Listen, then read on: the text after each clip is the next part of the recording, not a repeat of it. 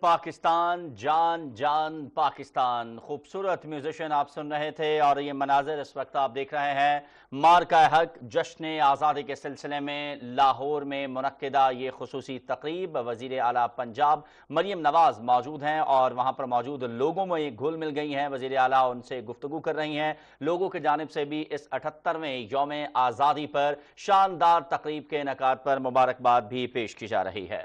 اور یہ بہت ضروری بات ہے میرے بہن بھائیوں بزرگوں. یہ میں بچوں کو جب میں کالجز میں کبھی لیپ ٹاپس کے لیے جاتی ہوں کبھی اسکالرشپس کے لیے جاتی ہوں تو ابھی بیان المرصوص یا جنگ کا تو کوئی نام و نشان نہیں تھا، لیکن میں بچوں کو یہی کہتی تھی کہ ہم وہ نغمہ سنتے تھے ملی نغمہ یہ وطن تمہارا ہے تم ہو پاسباں اس کے.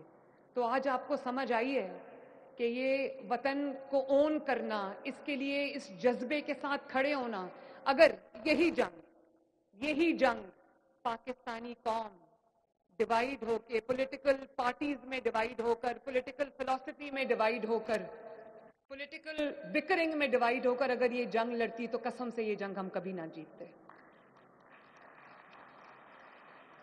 اور جنگ لڑنے کے لیے آپ کو جنگی ساز و سامان کی ضرورت نہیں ہوتی، اس کی بھی ضرورت ہوتی ہے. صرف جنگی ساز و سامان کی ضرورت نہیں ہوتی، صرف ٹینکس کی ضرورت نہیں ہوتی، صرف ویپنز کی ضرورت نہیں ہوتی.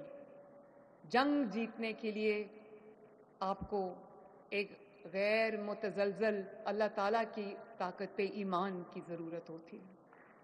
اور یہی ایمان تھا کہ جے ایف تھنڈر نے فرینچ طیارے رافیل طیارے مار گرائے پا. ابھی تک دنیا سوچ رہی ہے کہ یہ کیا ہو گیا. لوگوں کو پہلے تو یقین ہی نہیں آیا. لوگوں کو کیا یقین آنا تھا، ہمیں خود یقین نہیں آیا. اور آج in the committee of nations international stage پہ گلوبل سٹیج پہ پاکستان اللہ تعالیٰ کے فضل و کرم سے سر اٹھا کے کھڑا ہے. ہمیں فخر ہے اپنے ملک پہ. اب جو ہم جنگ لڑیں گے وہ غربت کے خلاف جنگ ہوگی، جہالت کے خلاف جنگ ہوگی، اس ملک کو بہتر سے بہتر بنانے کی جنگ ہوگی، فتنے فساد کے خلاف ایک جنگ ہوگی. اور انشاءاللہ تعالی مجھے پورا یقین ہے کہ وہ جنگ ہم ضرور جیتیں گے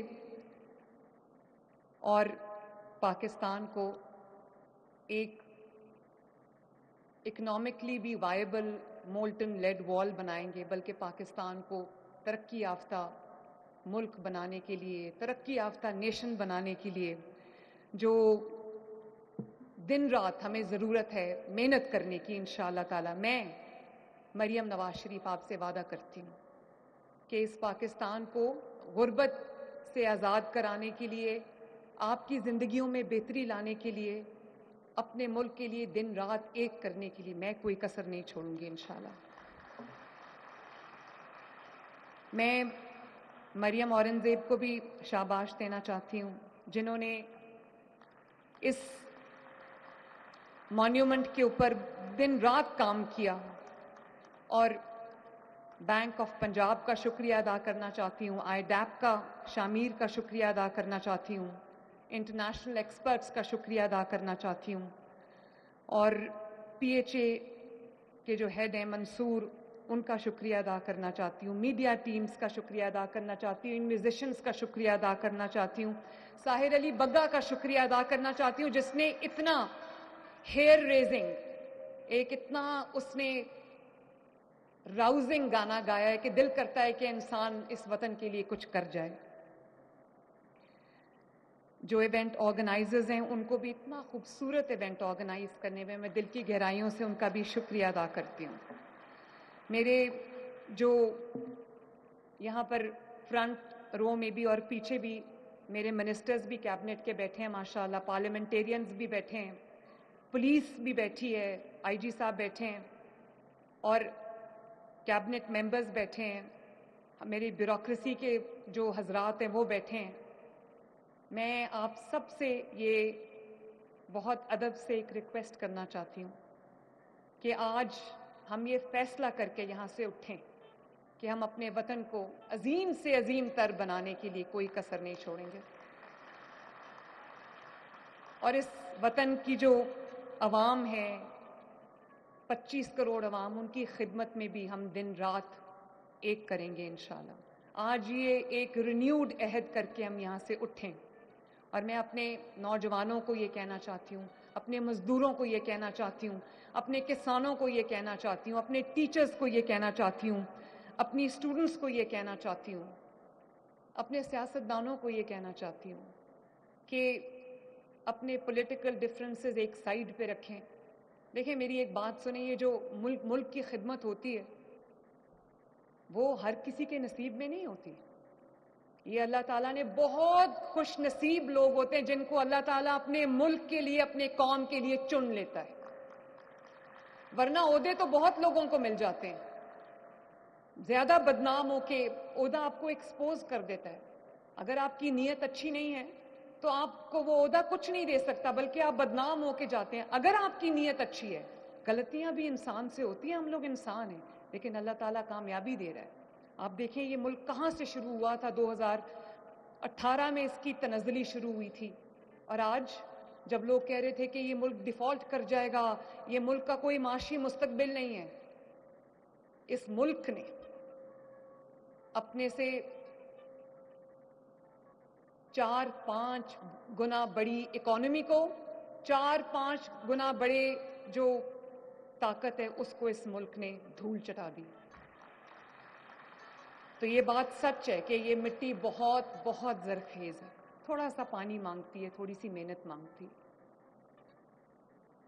और अभी ये जो बजा रहे थे धुन, बहुत खुशी भी होती है ये धुनें सुन के, ये लिरिक्स सुन के कि ए राहे हक के शहीदों, वफा की तस्वीरों, तुम्हें वतन की हवाएं सलाम कहती हैं। तो हम अपने शहीदों को एक बार फिर खराजी अकीदत पेश करते हैं, सलाम पेश करते हैं और दुआ करते हैं कि अल्लाह ताला उनके दर्जात बुलंद फरमाए, और जो हमारी अफवाज पाकिस्तान है अल्लाह ताला उनकी हिफाजत फरमाए, अल्लाह ताला पाकिस्तान की हिफाजत फरमाए। और मैं अपने कमिश्नर्स और डिप्टी कमिश्नर्स को भी शाबाश देना चाहती हूँ कि मैंने इनको कहा कि हमने बहुत एक पैशन के साथ, जज्बे के साथ हमने ये 14 अगस्त जो है वो अपना सेलिब्रेट करना है, तो अपनी इमारतों को सजाएं, ग्रीन और वाइट, सब्ज़ और सफ़ेद रंग के कलर्स में अपनी जो लाइट्स हैं वो लगाएं और पूरे पूरे शहर को चरागाह करें। तो मुझे लगता था कि जैसे एक नॉर्मल रूटीन में करते हैं जब गवर्नमेंट की इंस्ट्रक्शंस आती हैं तो उसको पूरा करने के लिए, लेकिन जिस तरह कमिश्नर्स ने, डीसीज ने दिन रात एक करके इतने जज्बे से, इतनी अकीदत से अपने अपने इज़ला में, अपने अपने शहरों में, अपने डिस्ट्रिक्ट्स में जिस तरह 14 अगस्त की तकरीबात की हैं, जिस तरह खूबसूरती से पूरे पंजाब को सजाया है, तो मैं उनको भी शाबाश देना चाहती हूँ। अल्लाह ताला पाकिस्तान को सलामत रखे, रहती दुनिया तक सलामत रहे, तू सलामत रहे ता क़यामत रहे, बस यही हमारा घर है, यही हमारी ज़िंदगी है।